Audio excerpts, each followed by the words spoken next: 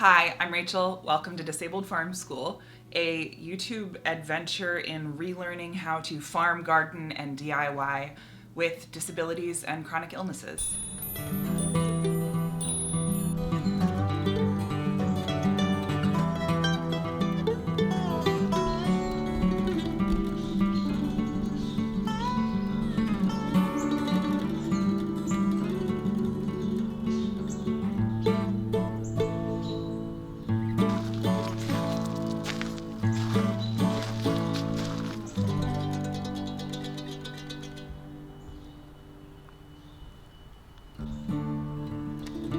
Hello there.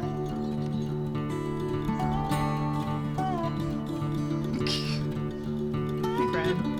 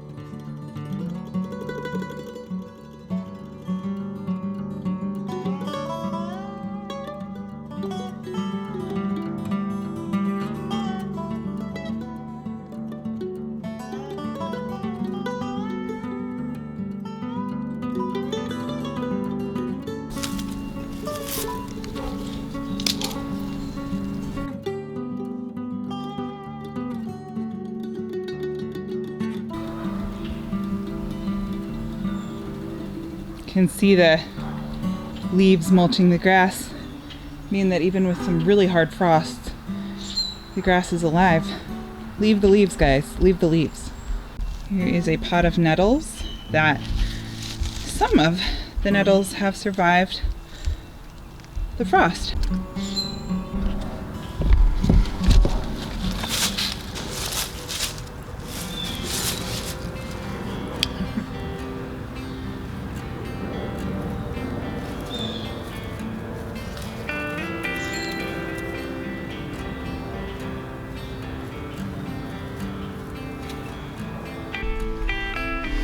Okay, yes, these are stinging nettles, and no, they're not stinging me. They sometimes do, even when I try this, but if you grab them once by the leaves and you pinch them in the same direction that the little barbs go, and you don't let them touch the backs of your knuckles, and you don't let them go until you drop them in the teapot, sometimes you can harvest them. I mean, sometimes I have harvested them like this and not gotten stung. Now, these are very new sprouts, and I think they're a cultivar, a cultivated nettle. I've never had a wild nettle not sting me, even when I've tried this. So, you know, your mileage may vary, your nettles may vary.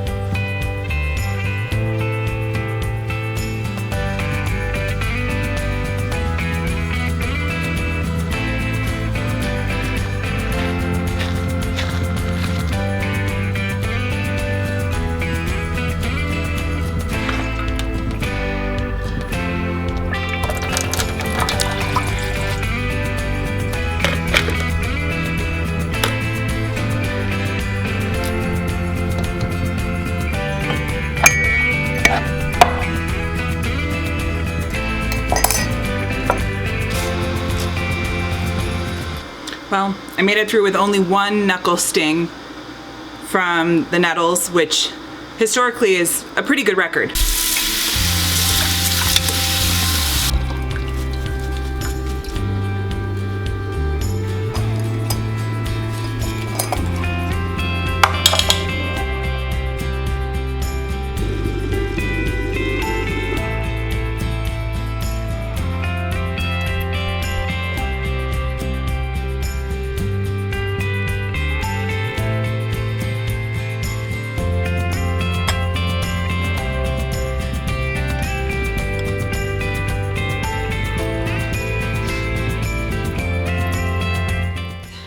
check the heart rate.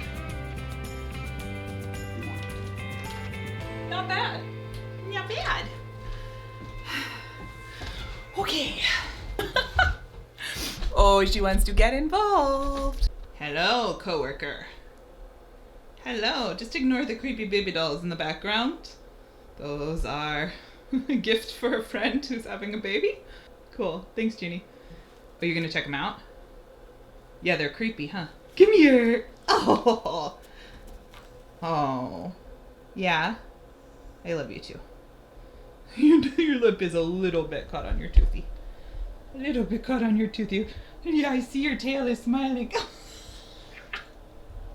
So while the garden tea is brewing, which Juniper's eating treats in the background, we wound up with culinary sage. I dropped the rosemary, so there's no rosemary in there. Stinging nettles and mint. While that's brewing, I thought I would wish you a happy new year and show you some other treasures from my little gallivant in the garden this morning. I took some cuttings of some of the plants that we saw, and I don't have a full-size tripod with me, so filming taking the cuttings was actually hard, but I wanted to show you what I got. I asked permission from the head gardener of this location, my mother. So I took a couple cuttings from her fig tree that would have gotten cut anyway because they were starting to go into the driveway.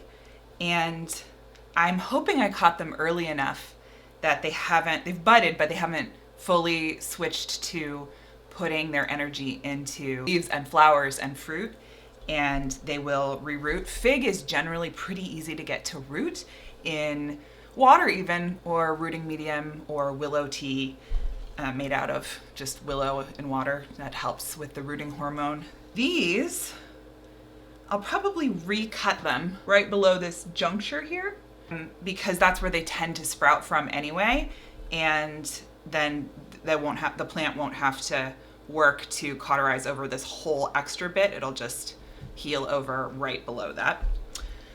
And I'm gonna see if I can take those home with me. You have to be a little careful moving between places with plants. You don't wanna move diseases, agricultural diseases or pests or anything like that. So check your regulations, know what you're doing when you're going. I also took some cuttings of my mother's Christmas cactus. I'm really excited about. I used to have my grandmother's Christmas cactus and it wound up, I lost it in a breakup, we'll just say that. And so now I will have my mother's Christmas cactus. I think it's already starting to root. Look at that. Little root hairs. So I think that'll take quite well. And the last thing I grabbed, this might be a weird one if you're a gardener in a place where ivy grows, because ivy is the bane of a lot of gardeners' existence, a lot of foresters' existence. But this is a variegated tiny ivy that is growing in the garden as a sort of living mulch next to a tree. It's not the kind that climbs and strangles trees. It's a ground cover. And I actually just pulled some of it up. So healthy root system. And I'm gonna put it in a pot, and probably an indoor pot, because I think it'll get too dry outside where I live. I've just got them all in some water that I'm changing every other day. And then when I go to travel, I will wrap them in wet paper towels and seal them in Ziploc bags in my luggage, just to make sure that they will not get hurt, but also that they won't get water everywhere. I'm tired. They should survive a few hours out of pure water. And then when I get them home, I'll put them back into water. And then the next day I'll switch them into potting medium, probably just potting soil, because they're all pretty resilient. If it's a sensitive plant, which, you know, aren't we all, I would have then put it into sterile potting medium, so something like coconut coir, something that doesn't have microbes in it yet, so that there's no chance of getting a fungal infection or anything inside the open cut on the plant. But I think these will be healed enough, and they're all known to be really good at rerooting, that they can just get some rooting hormone on them or some willow bark tea and then go into a little pot, and I will water them and keep them somewhere not in direct sunlight so they don't fully dry out for a little bit until they've rooted, and then I'll have some new plant friends that are connected to my human connections. which is how gardeners have done things for millennia. We share plants, we share seeds. All right, I think this tea is ready.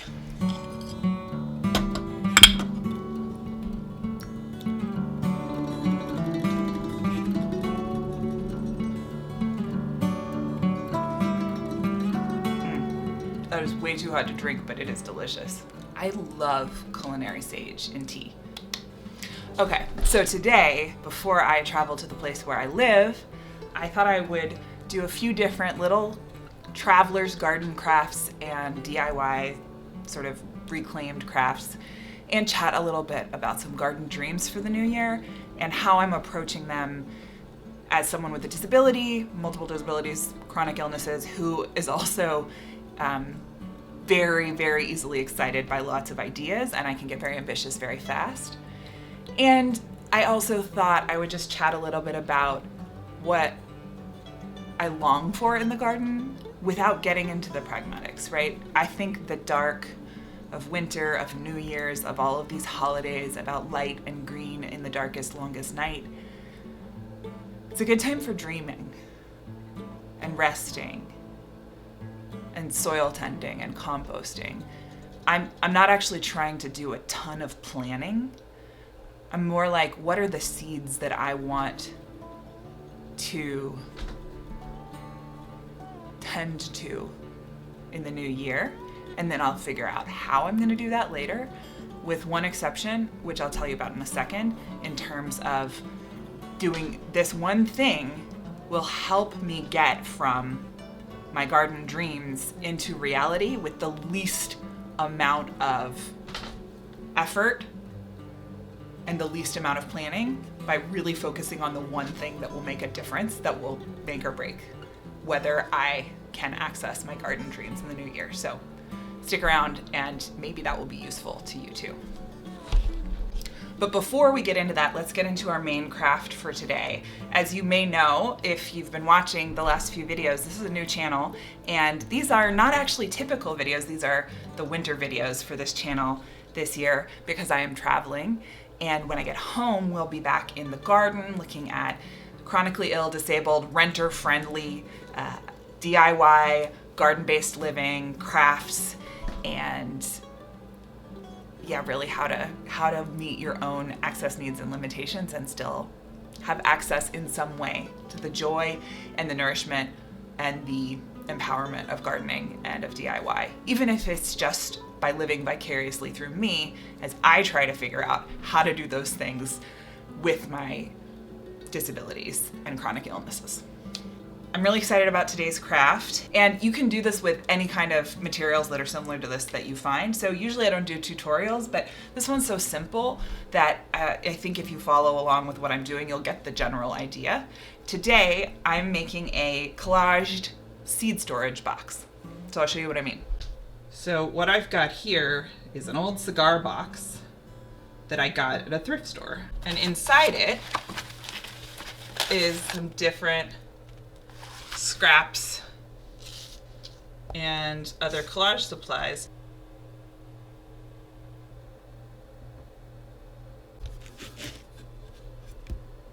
So I've got some matte medium. Mod Podge is a brand name for a very similar product. Sometimes it's a little gluier.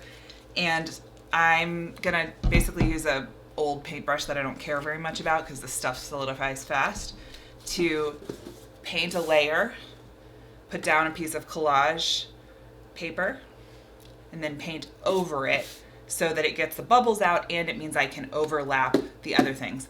This is something my grandmother taught me how to do. It's called decoupage, I think, but it's just collage with matte medium. If you want it to be glossy, just use gloss medium.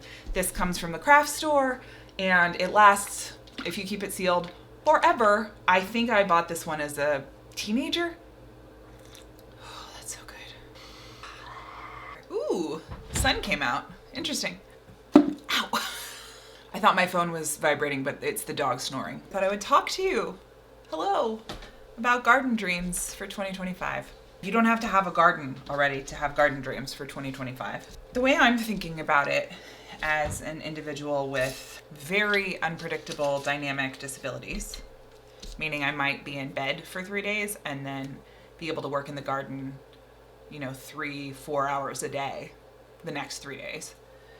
And sometimes in between and sometimes more extreme. I'm also someone who has a background in sustainable agriculture, ecological design, sustainable gardening, and teaching those things. And I dream a lot about living off the land, growing enough food for myself and my dog and my chickens, eventually growing enough food for my neighbors to have, trades. And we do a little bit of that already, which is very sweet. I have a neighbor with bees. I bring her eggs. She gives me honey. Every neighbor has a different kind of too many plums because the neighborhood I live in has been overplanted with plums, some of which are sweeter than others. And so we sort of have a plum rotation going. And those are all like incredible privileges to have access to. And a lot of the stuff I eat, nobody's growing. Like kale and spinach and apples. So I would love to grow a lot of those things, especially the things that all 3 types of creatures that live at my rental apartment eat. So like butternut squash. Everybody eats that, the chickens, the dog, me. And then the 4th animal, which is the worms, who can eat almost anything. So I don't think specifically about what to grow for the worms. I dream about growing staple crops like oats. I think beans. I think that would be really lovely. And all of those things are very ambitious. I also have a full design I live on a very steep hill for the whole backyard. I'm lucky enough to have a backyard and a landlord who allows me to grow in ground, and just the most intense gophers of anywhere I've ever farmed. So growing in ground is really physically challenging because it requires so much infrastructure and then soil building, and I've been working on that for the last couple of years, and I feel like I've gotten nowhere. It's like there's the environmental limitations, there's my own limitations, there's the financial limitations, but that's the reality. That's what all of us are dealing with, is different kinds of parameters on what we are able to access. And if we still want gardens, what does that look like? So there's the big picture dreams of like, what if all of my produce came from the land I live on? That would be so cool. And then there's I want to preserve lots of stuff in the summer, which is very hard because it's hot and I have pots. And then you're over the stove, start to get faint. And I think that basically I really like to garden and also pace myself in terms of my chronic illnesses based on what feels exciting and good and easeful on any given day, because that tends to be a good measure of my capacity that day. Sometimes I get overexcited and I do things that are past my capacity.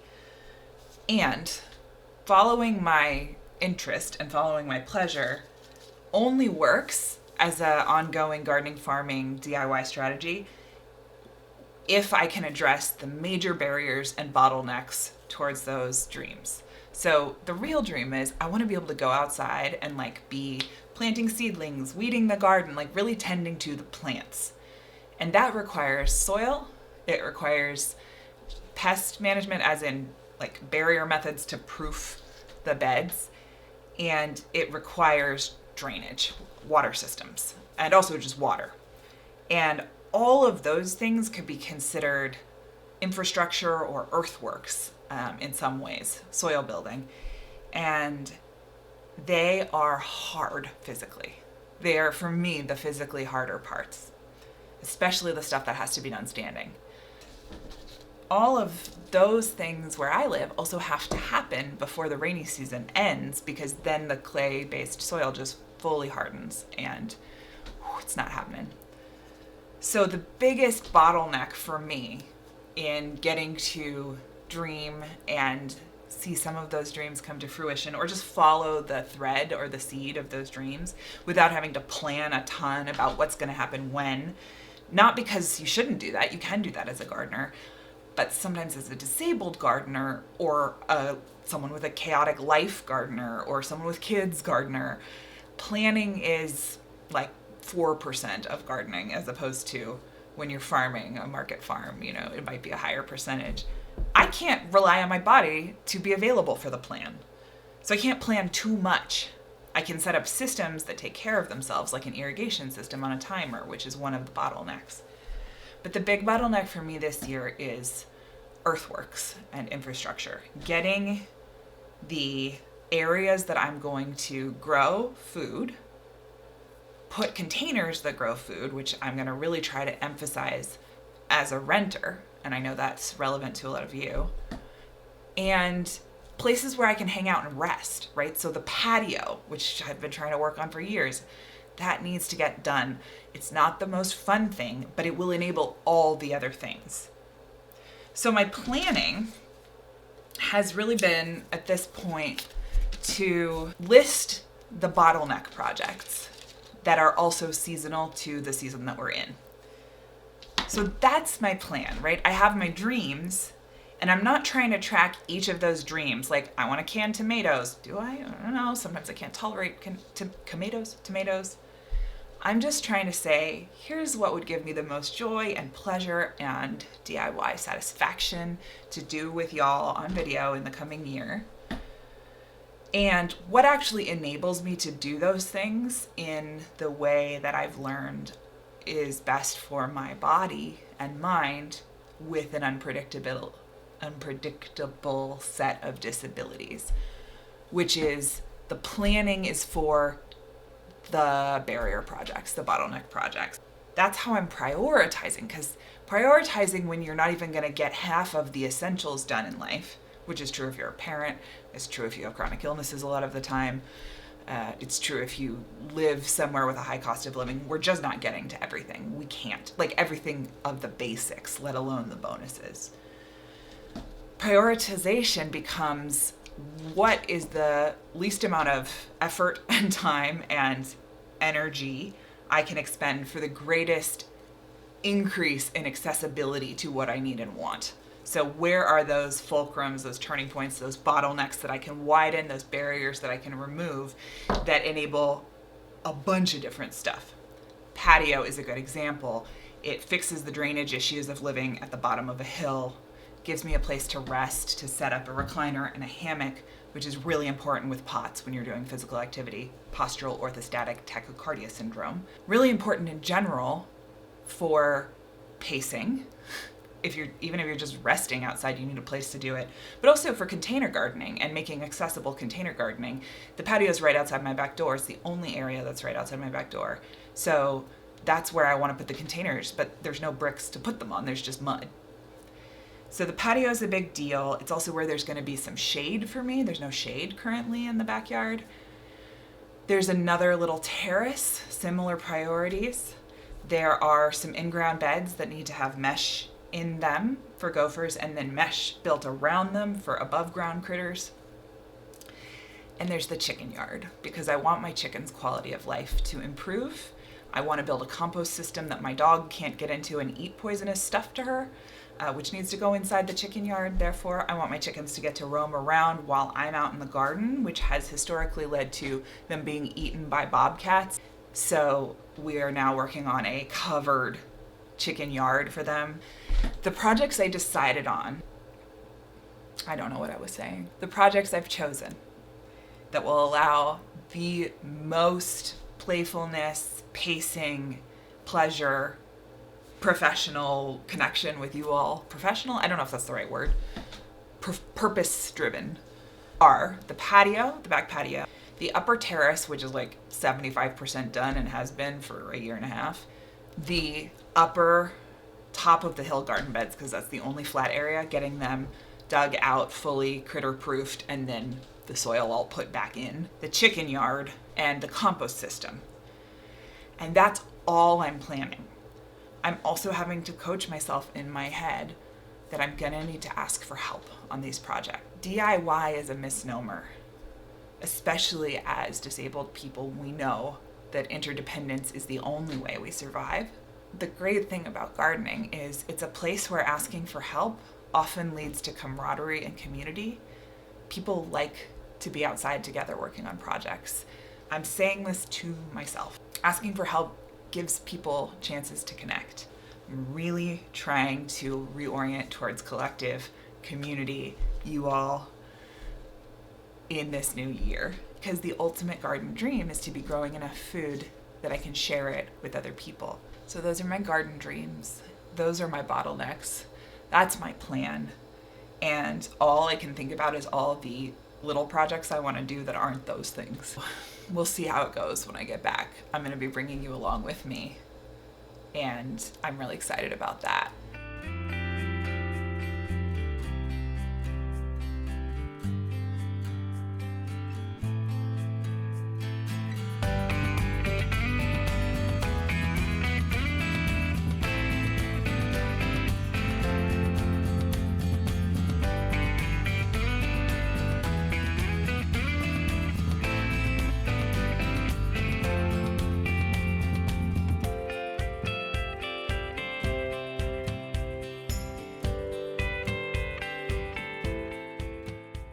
I think I'm done.